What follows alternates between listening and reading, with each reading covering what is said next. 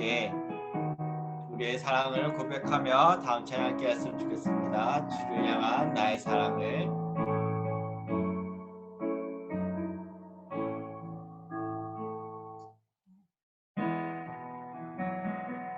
주를 향한 나의 사랑을 주께 고백하게 하소서. 아름다운 주의 그늘 아래 살며 주를 보게 하소서. 주님의 말씀 선포될 때에 땅과 하늘 진동하리니 나의 사랑 고백하리라. 나의 구주 나의 친구. 부드러운 주의 속삭임 나의 이름을 부르시네. 주의 능력 주의 영광을 보이사 성령을 부으소서. 메마른 곳 거룩해지도록 내가 주를 찾게 하소서. 내 모든 것 주께 드리리. 나의 구주 나의 친구. 온 마음으로 주를 바라며 나의 사랑 고백하리라.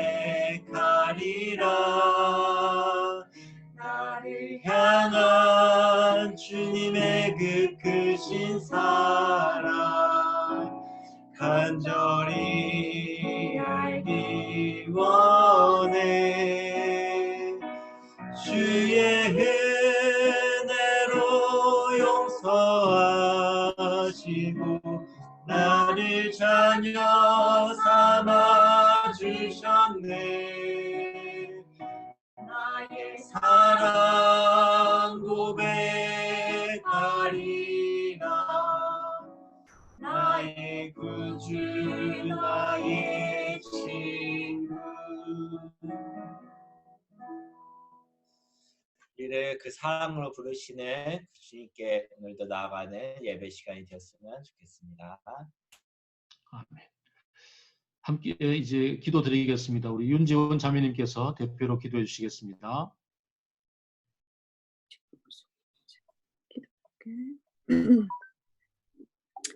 기도하겠습니다.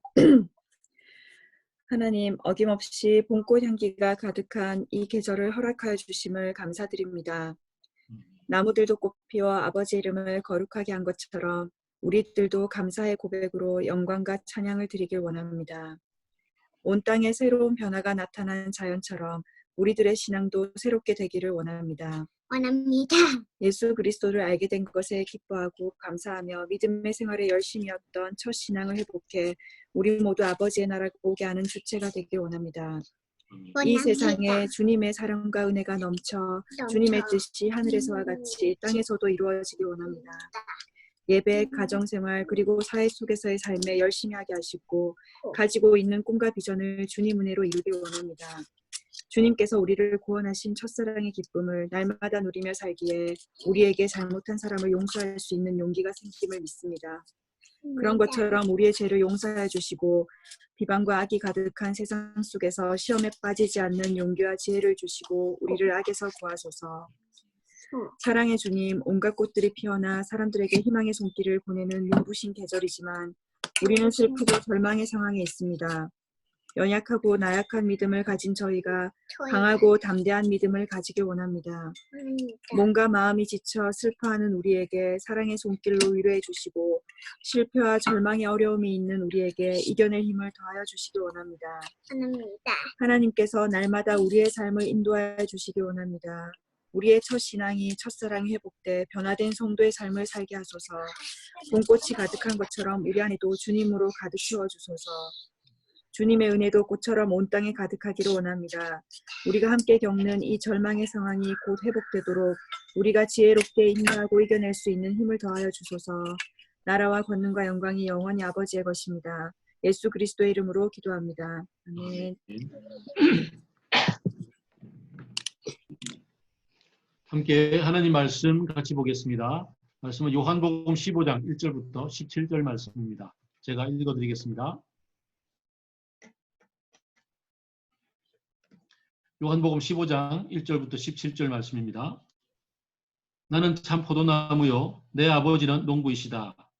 내게 붙어 있으면서도 열매를 맺지 못하는 가지는 아버지께서 다 잘라버리시고 열매를 맺는 가지는 더 많은 열매를 맺게 하시려고 손질하신다.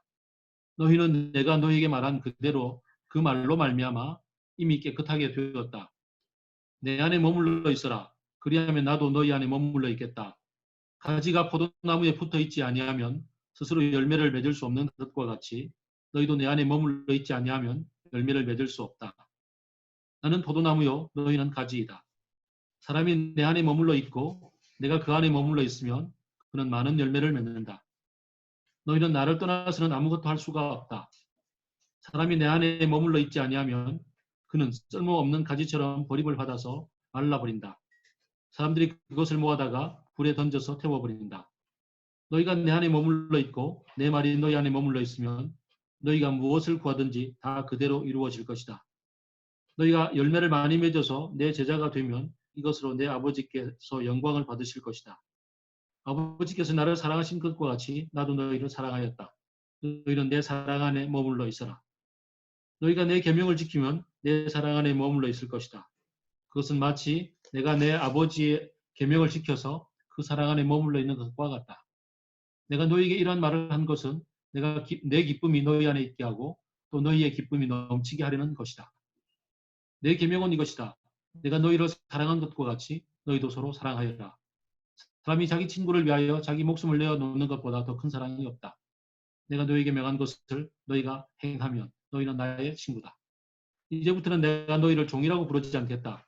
종은 그의 주인이 무엇을 하는지 알지 못한다. 나는 너희에게 친구라고 불렀다.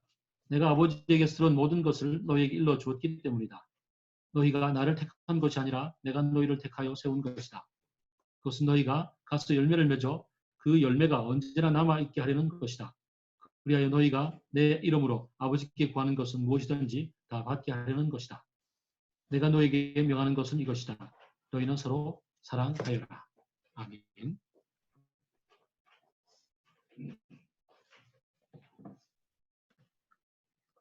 오늘 이 긴 본문에서 가장 많이 등장하는 단어가 있다면 머물러 있다입니다.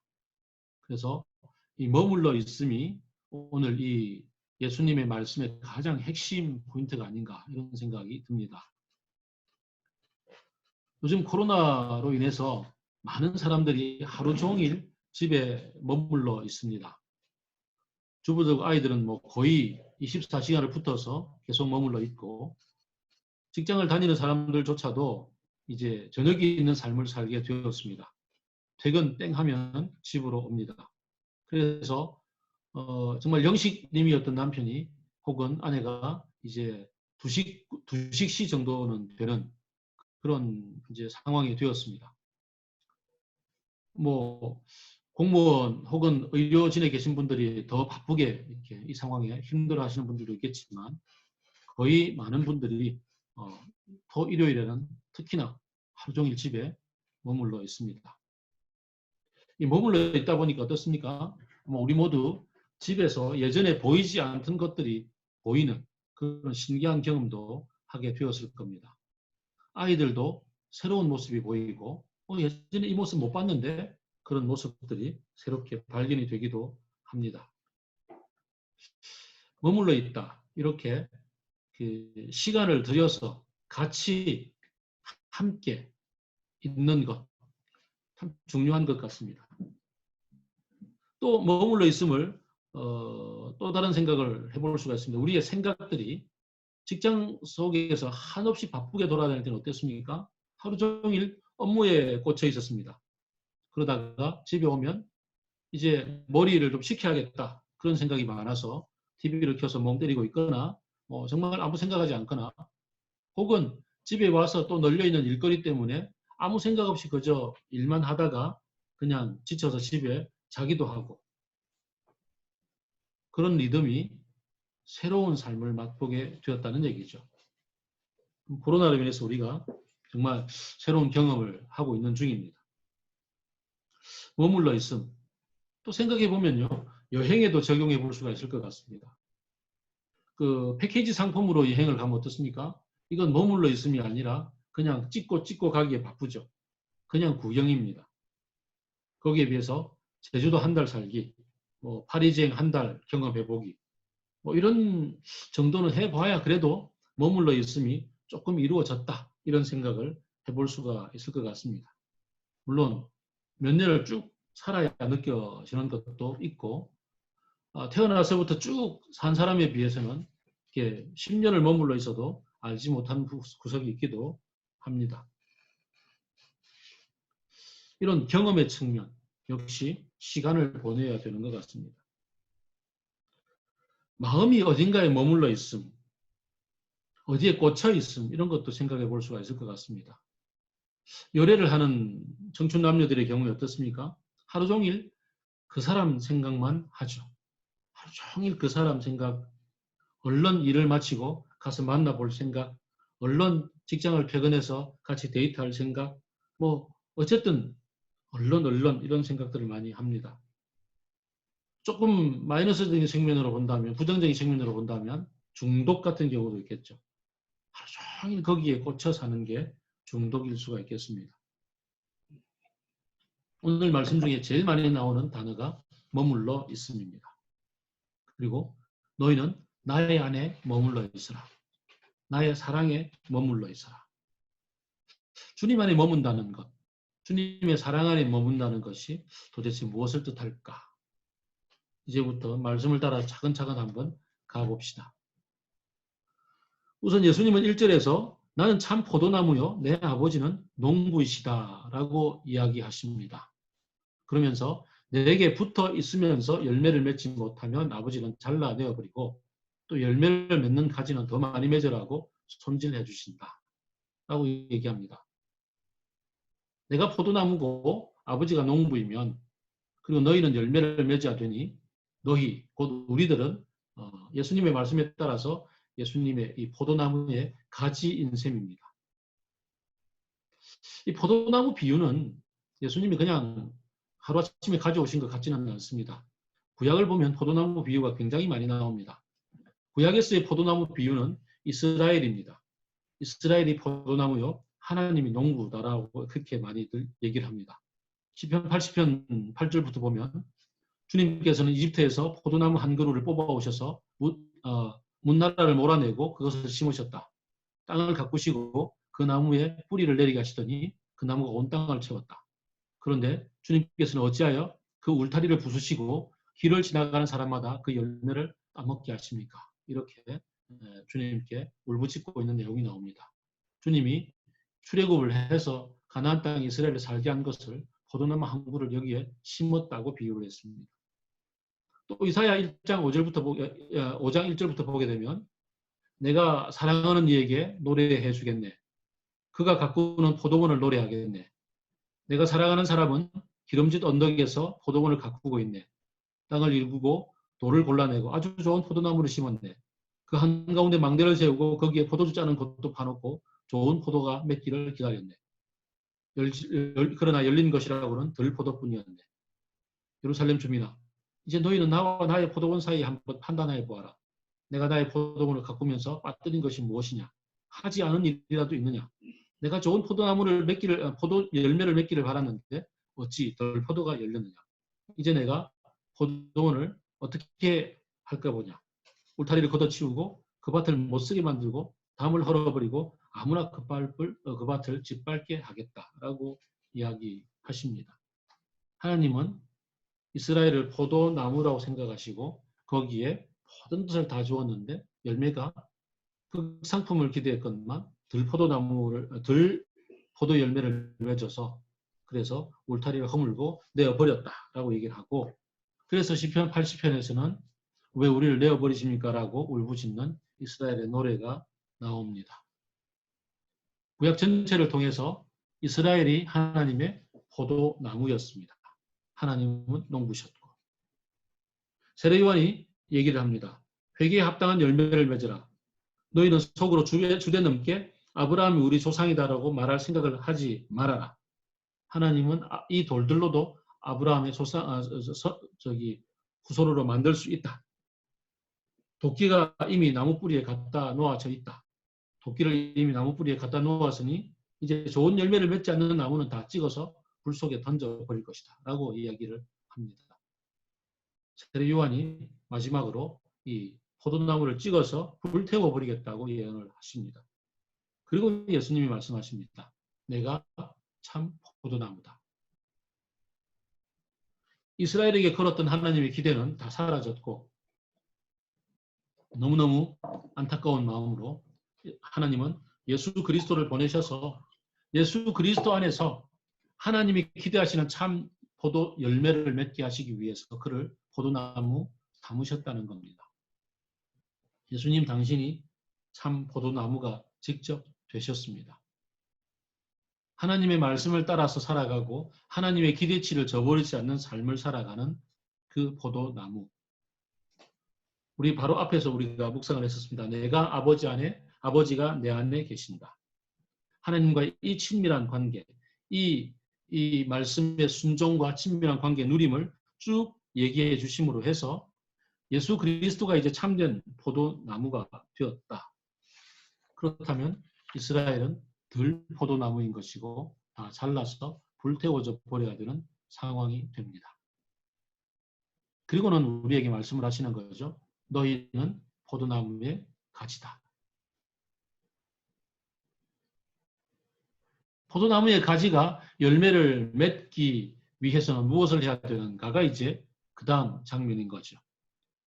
포도나무에 붙어있는 가지가 되기 위해서 이미 찍혀져 나가버린 것에 대비해서 너희가 참 가지가 되기 위해서 해야 할 일들은 내가 이미 다 해주었다라고 본문에서 예수님은 얘기를 합니다. 나는 너희를 이미 깨끗하게 하였다. 좀 전에 예수님이 식사하시고서 발 씻어주셨잖아요.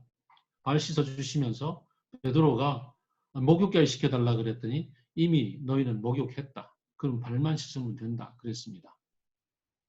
예수님께서 이미 그 말씀으로 깨끗하게 하신 우리, 다른 말로 하면 예수 그리스도를 믿는 믿음으로 말미암아 그 나무에 붙어있는 가지가 된 우리들이기 때문에 자연스럽게 그 다음 단계로 올라가서 이제는 열매를 맺는 단계, 열매를 맺는 것을 기대하게 되는 거죠. 열매를 안 맺으면 잘라버릴 것이고 열매를 맺으면 그러면 이제 더 잘 맺도록 하나님이 손질도 해주신다라는 얘기입니다. 이미 이스라엘을 하나님은 도끼를 가지고서 잘라내어 버렸고 덜 포도나무로 삼아버렸고 예수 그리스도를 통해서 새롭게 가지에 접붙임 바 된 그 사람들을 불러 모으시는 중입니다. 그런데도 불구하고 열매가 없으면 잘라버린다라고 얘기를 합니다. 참 무서운 말씀입니다. 이미 잘 이루어져 버린 경험을 알고 있기 때문에 어떻게 열매를 맺을까? 특별히 이 구약의 본문에 익숙한 사람들은, 이 율법에 익숙한 사람들은 이 열매 맺음에 대해서 더욱더 부담스러울 수밖에 없습니다. 내 삶에 어떤 열매를 맺어서 그래서 하나님에게서 잘려나가지 않고 붙어 있을 것인가, 예수 그리스도에게 붙어 있을 것인가, 참 부담스럽습니다. 게다가 오늘 본문 우리가 이미 읽었으니까 내가 너에게 새 계명을 준다. 너희는 서로 사랑하라.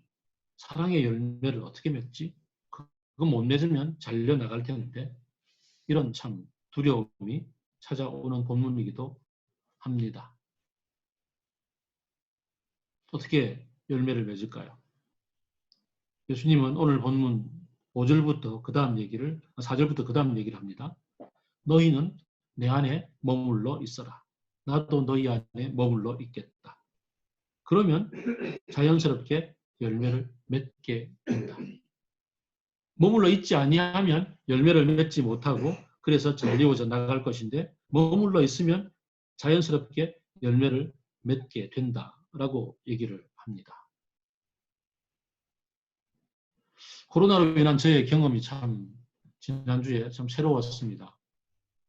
계속되는 뉴스에 꽂혀 있고 부산에 확진자가 몇 명이 나왔나요? 그 다음에 내가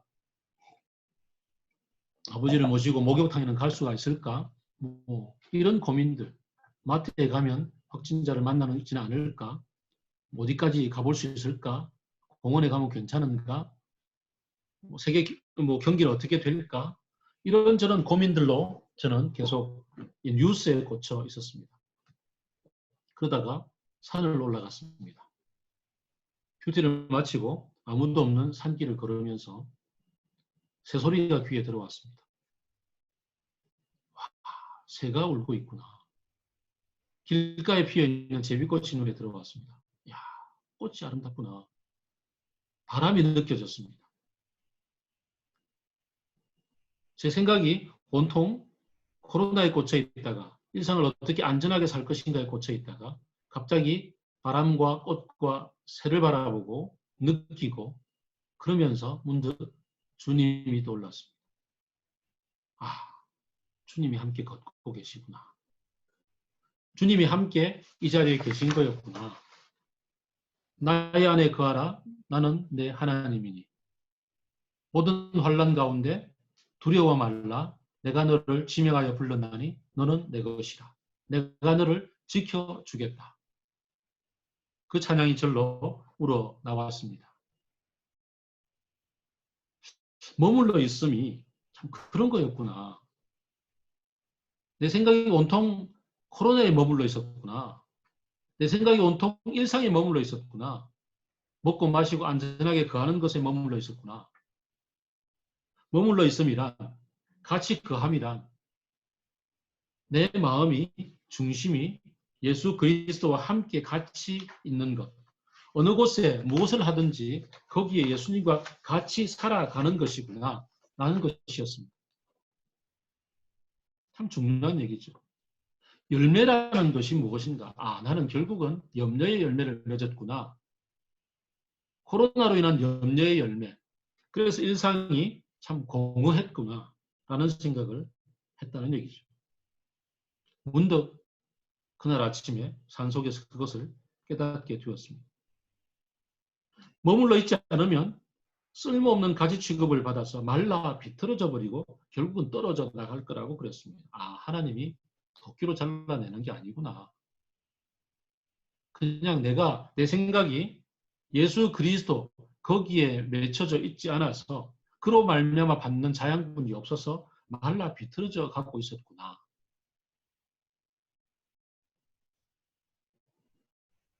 우리가 직장 생활을 열심히 하든지 일의 성과를 내고 있든지 자녀 양육에 애를 쓰고 있든지 무엇을 하든지 그 모든 일상의 삶 속에 여기 오늘 우리가 경건의 연습으로서 함께 읽기로 했던 이 오늘이라는 예배에서 나와 있는 것처럼 먹고 마시는 모든 것들 생활 속에서 예수 그리스도의 마음이 거기에 같이 머물러 있지 않으면 무엇을 하든지 마치 사랑하는 연인처럼 그 마음속에 가득 예수 그리스도가 차 있지 않으면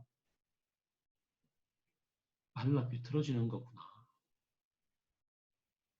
그런 깨달음을 갖게 되었습니다. 문득 침묵기도 리트릿을 하면서 산책을 했던 경험이 떠올랐습니다. 아마 우리 성도님들도 침묵기도 리트릿을 같이 하면서 그 산책했던 그 기억들을 떠올려 볼 수 있을 것입니다. 저는 그 열흘 피정 혹은 그 30일 피정을 하면서 침묵 가운데서 산을 올랐던 그런 기억들이 떠올랐습니다. 침묵하면서 식사를 했던 기억이 떠올랐습니다. 밥을 먹으면서 내 안에 주님이 머물러 있었던 그 경험들이 요즘은 문득 내가 놓치고 있었구나. 30일 동안 침묵 피정을 할 때는 옷을 세탁을 나 혼자 해야 합니다. 빨래를 하면서도 주님이 내 안에 머물러 있었음을, 그때는 그 함께 있음을 누렸건만 지금은 식사 기도조차도 잊어버린 채 후다닥 밥 먹기에 바쁘구나. 그런 생각을 하게 되었습니다. 그러다 보면 어떻게 된다고요? 내 영혼이 점점 말라 비틀어져서 자연스럽게 떨어져 나가고 버려지고 주변에서 사람들이 그것을 주워다가 불쏘시개로 쓴다고 오늘 본문은 얘기를 합니다. 요즘 교회가 진짜로 욕 많이 먹고 있는 시절입니다. 욕 먹고 있다는 게 바로 불쏘시개로 쓰고 있다는 거죠. 욕 먹고 있다는 것. 뭔 일이 잘 안 되면 에이, 그놈들 때문이야. 정말 말라 비틀어진 그리스도인들, 말라 비틀어진 교회. 그리스도 안에 머물러 있기보다는 온갖 욕심으로 덕지덕지 시장을 하고 있거나 혹은 생활 속에 바빠서 머물러 있음이 그냥 내 삶에 국한되어져 버린 것 아닌가. 내 욕심, 세상이 원하는 것들에 국한되어져 있는 게 아닌가 생각해 보게 됩니다. 열매는 자연스럽게 맺힌다고요. 어떤 사람에게 내 안에 머물러 있으면 내 말이 너희 안에 머물러 있고 내 말이 너희 안에 머물러 있으면 구하는 대로 다 이루어진다고요. 주님의 말이 내 안에 머물러 있어서 주님의 말로 말미암아서 기도를 하게 되고 그 기도가 이루어진다는 거죠. 하늘에 계신 우리 아버지여, 이름이 거룩히 여김을 받으시오며 나라가 임하게 하시며 뜻이 하늘에서는 땅에서 이루어지게 하옵소서라고 기도하게 된다는 거죠. 하나님이 내 안에 머물러 있으면 아버지의 뜻을 구하게 되는 기도를 하게 된다는 거죠.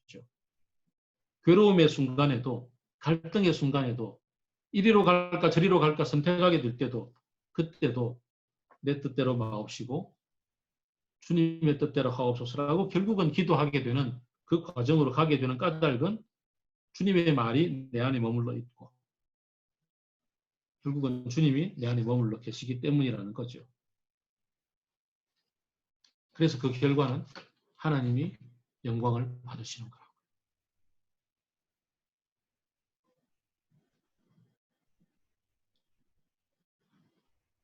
좀 더 구체적인 얘기가 펼쳐집니다. 너희는 내 사랑 안에 머물러 있어라. 아버지가 나를 사랑하셨고 나도 그 사랑으로 해서 너희를 사랑한다. 머물러 있으면 이제 사랑으로 연결된다고 말씀을 하십니다. 자연스럽게. 그럴 수밖에요. 사랑이라는 것은 우리가 뭘 곰곰이 생각하는가, 뭐에 꽂혀 있는가에 대한 주제니까요. 내 생각은 내 삶은 온통 어디를 바라보고 어디에 꽂혀 있는가. 한 번씩은 가끔 나도 어떻게 동생한테 좀 여윳돈을 좀 빌려달라 그래서 주식 투자를 해볼까 이런 생각을 어쩌다 가끔 한 번씩 농담 삼아 해봤습니다. 근데 그러다가 주식 투자하는 사람 보니까 하루 종일 거기에 꽂혀 있더라고요. 올랐나 내렸나 계속 그것만 주목하더라고요. 내 삶이 안 될 것 같아요. 그래서 그냥 나는 주식 주자를 모르고 사는 것이 그게 내 영성에 좋겠다. 뭐 그런 생각을 하고 아예 꿈조차 꾸지를 않는 거죠. 물론 주식 투자가 나쁘다는 게 아니라 또 뭐 회사 생활하면서 주식 우리 사주도 사고 이렇게 투자를 할 수가 있습니다만은 그 직업적으로 주식 투자를 하는 사람들이 있잖아요. 보면 정말 거기에 꽂혀서 합니다. 제가 선물 거래를 주업으로 하시는 분의 집에 한 달을 머물러 있었는데요. 정말 그렇더라고요. 눈 떠서 딱 규칙적으로 생활하면서 하루 종일 컴퓨터 화면 5개 켜놓고 거기에 꽂혀서 사는 것을 보았습니다. 이게 사랑이구나. 사랑은 머물러 있으며 꽂혀 있습니다. 아가셋의 사랑, 내가 잠이 들어서나 잠든 게 아니라고. 나는 내 사랑에게 이렇게 열려 있다. 그 부르는 소리에 열려 있어서 나는 자다가도 달려갈 수 있겠다고 얘기하는 게 그게 사랑이라고. 너희는 내 사랑 안에 머물러 있어라.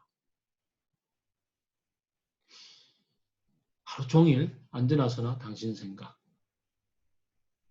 주님 생각. 앉아나서나 주님 생각. 그 생각으로 살 수 있으면 진짜 행복하지 않겠습니까? 이 오늘이라는 예배가 그 얘기를 하고 있죠. 앉아나서나 주님 생각, 하루 종일 24시간 주님 생각.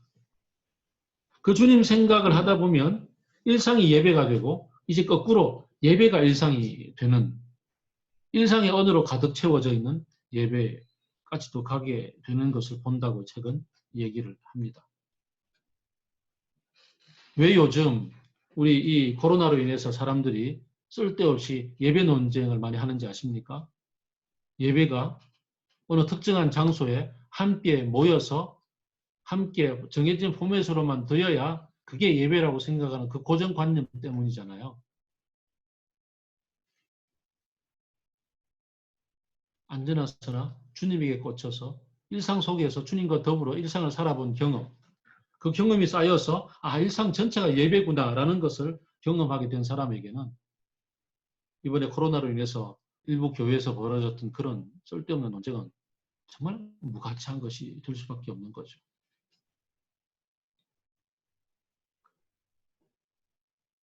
사랑은 그렇습니다. 나의 모든 에너지와 나의 모든 삶을 거기에 온전히 머물러 있음. 주님의 사랑.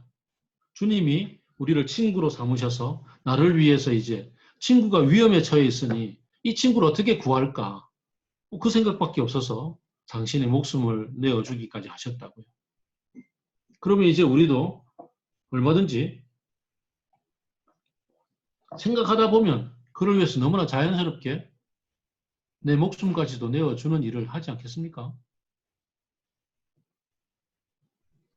우리 딸이 외국에 유학을 갔는데 지금 특히 미국에 갔는데 지금 코로나를 피해서 귀국을 하게 됐어요.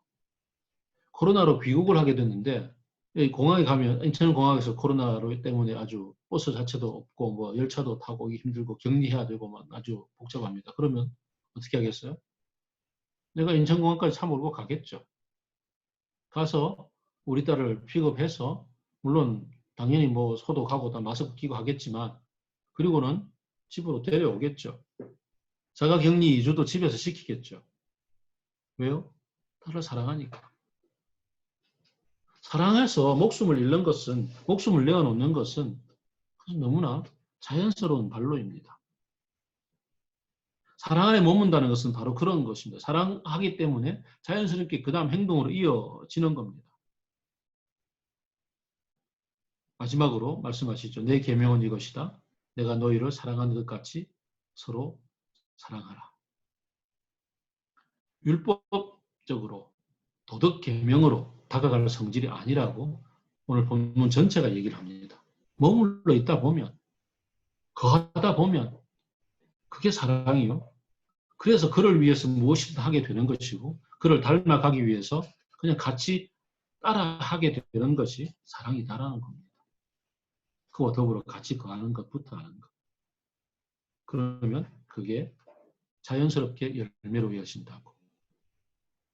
예수님은 당신이 포도나무요 우리가 가지라고 하나님은 열매를 바라신다고 얘기를 합니다. 열매를 맺게 하기 위해서 우리를 잘 가꾸어 주신다고 말씀을 하십니다. 당신 안에 거할 때 모든 혼란 가운데서도 비껴나게 해주실 뿐만 아니라 우리의 삶을 깎고 다듬어서 당신의 말씀을 따라 순종할 수 있는 삶까지 이어주신다는 겁니다. 가꾸시는 분은 하나님이십니다. 가꾸시도록 나를 내어드리는 것이 머물러 있음이고요. 머물러 있고 그 안에 거하면 그분이 나를 바꿔주심에 자연스럽게 나를 내어드리는 거니까요. 다시 우리의 일상을 돌아봅시다. 우리의 일상 가운데 주님은 어디에 머물러 계시는지, 나의 생각과 나의 포커스는 온전히 나의 삶의 모든 어떤 현실들, 눈에 보이는 것들, 혹은 내 미래, 혹은 내 어떤 것에 꽂혀 있는 것인지, 아니면 그 모든 것을 함에 있어서 주님이 함께 거하는 것에 나의 시선이 머물러 있는 것인지, 거기서부터 삶은 달라진다는 것을 생각해 봅니다. 같이 우리 기도하겠습니다. 오늘의 기도는 나의 안에 거하라. 너는 내 하나님이니. 그 찬양을 드리면서 같이 마음을 모아 기도하겠습니다.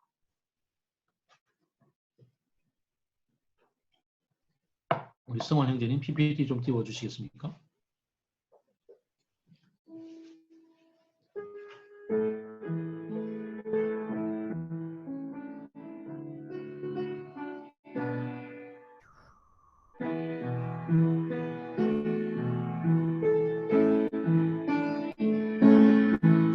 나의 안에 거하라. 나는 내 하나님이니. 모든 환난 가운데 너를 지키는 자라. 두려워하지 말라. 내가 널 도와주리니. 놀라지 말라. 내 손 잡아주리라. 내가 너를 지명하여 불렀나니 너는 내 것이라. 내 것이라. 너의 하나님이라. 내가 널 보배롭고 존귀하게 여기노라. 너를 사랑하는 내 여호와라. 내가 나의 안에 가라. 나의 안에 거하라. 나는 내 하나님이니. 모든 환난 가운데 너를 지키는 자라. 두려워하지 말라. 내가 널 도와주리니. 놀라지 말라. 내 손 잡아주리라. 내가 너를 지명하여 불렀나니 너는 내 것이라. 내 것이라. 너의 하나님이라. 내가 너를 보배롭고 존귀하게 여기노라. 너를 사랑하는 내 영광아. 기도하겠습니다. 하나님 아버지, 주님 안에 거하게 하여 주옵소서.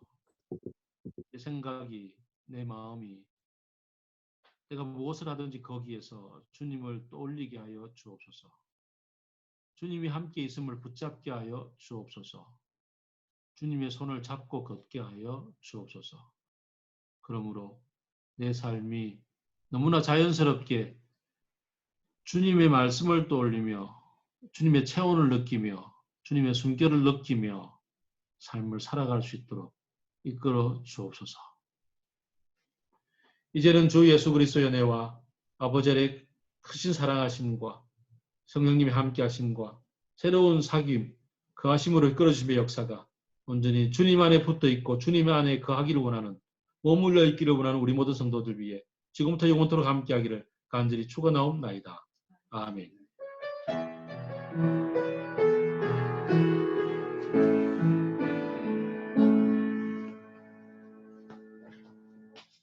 예배를 마쳤고요. 이제 알려드리는 말씀이 있습니다. 중요한 말씀이니까 아직 스피커 풀지 마시기 바랍니다. 마이크를 풀지 마시기 바랍니다. 다음 주는 그 부활주일입니다. 그렇지만 사회적 거리두기를 2주 연장을 하는 상황이라 우리가 예배를 역시 온라인으로 드립니다. 그래서 부활절 예배 성찬식을 온라인상으로 하겠습니다. 어떻게 하느냐고요? 각자가 빵과 포도주를 준비해 주시기 바랍니다. 각자가 이 빵, 식빵이면 좋겠죠. 가족의 숫자에 맞는 크기, 또 혼자면 혼자 먹을 빵 하나 준비하고, 그 다음에 포도주 혹은 포도주스를 준비해서 이렇게 쟁반에다가 담아서, 그 포도주는 잔이나 그릇에 부어서 담아서 이제 위에다가 이렇게 설교 중에 계속 보고 있으면 군침이 돌 거니까 위에다가 뭘 보자기로 하나 덮어서 그렇게 딱 두었다가 설교 마치고 나서 제가 이제 함께 여기에서 빵을 떼고 포도잔을 붓고 할 때 여러분도 같이 거기에 동참을 하시면 됩니다. 저와 함께 포도주 이제 빵을 뗄 때 여러분도 같이 빵을 떼고, 다음 주는 아마 이렇게 잔에다가 이렇게 떼어서 찍어서, 그러니까 아마 접시를 준비하는 게 좋겠죠. 대접에다가 포도주를 부어서 여기다가 찍어서 이렇게 떼어주는 형태로 하겠습니다. 이렇게 그렇게 할 테니까 여러분도 같이 동참을 하시면 되겠습니다. 그 다음에 우리 상상 목장에서 제안한 건데요. 상상 목장에서 뭘 제안했냐면은 부활절에 주로 달걀을 많이 삶아서 나눴잖아요. 우리 주일학교 어린이들이, 우리 자녀들이 달걀에 대해서 추억들이 있을 텐데, 이번에는 이 달걀을 삶아서 집에서 다 좀 미리 예쁘게 좀 색칠도 하고 그림도 그려가지고 예배 전에 말이에요. 그래서 저희 집 같으면 지금 저기 뒤에 책장 보이잖아요. 저기 뒤에 책장에다 달걀을 딱 전시를 해놓을게요. 그래서 여러분도 여러분 보이는 배경에다가 혹은 앞에다가 바로 앞에다가 달걀 장식을 딱 해놓고서 우리 다 같이 달걀 두고 부활절 상징물로 달걀을 두고 그렇게 같이 예배에 동참함으로 우리 통일성을 갖고요. 예배 끝나면 그 자리에서 깨뜨려서 서로 머리에다 딱 깨뜨려 가지고 그래서 같이 까먹는 그런 퍼포먼스를 같이 하도록 하겠습니다. 하루 그리고요. 목장에서 제안했습니다. 상상이 하루 아니군요. 목장에서 제안했습니다. 네. 네. 하루군요. 네. 우리 집에 바로 앞에 지금 하루 목장 멤버가 있는데도 자기가 하루 멤버인지도 모르고 상상이라고. 그 다음에요. 우리 절기 헌금은 늘 외부 지원으로 했었잖아요. 근데 지금 우리가 오프라인으로 감사헌금을 못 드리니까 감사헌금도 온라인으로 드려서 부활절 감사헌금도 함께 모아서 이 코로나로 힘들어하는 그러한 가정들을 위해서 전액 사용을 하도록 하겠습니다. 그래서 이번에 특히 좀 마음을 모아서 코로나로 힘든 분들이 몇 분 계세요. 그래서 이분들을 위해서 또 다시 지원할 수 있는 그러한 마음을 좀 모으도록 하겠습니다. 제가 아까 계속 강조했죠. 오늘이라는 예배. 아마 이 코로나의 마음이 온통 뺏겼으면 책 보지를 못했을 거고, 그 다음에 이제 남아 있습니다. 이번 일주일간. 그래서 마음을 모아서 이 책뿐 아니라 우리가 몇 권의 책이 있었죠. 이해할 수 없는 하나님 사랑하기, 안식 이런 책을 읽고 목장별로 우리 줌으로 우리 목자들이 성경 공부해 보니까 정말 잘 되더라고요. 그래서 가정교회별로 줌으로 요즘은 40분 제한도 없어졌거든요. 그래서 열어서 이 독서 토론 같이 해주시기를 바랍니다. 주중에 하든지 토요일에 하든지 그렇게 하시면 되겠습니다. 자, 다른 알려주실 말씀이 있을까요? 네. 그 다음에 알려주실 말씀 없죠, 이제? 없으면 이제 마이크도 열고 해서 이제 같이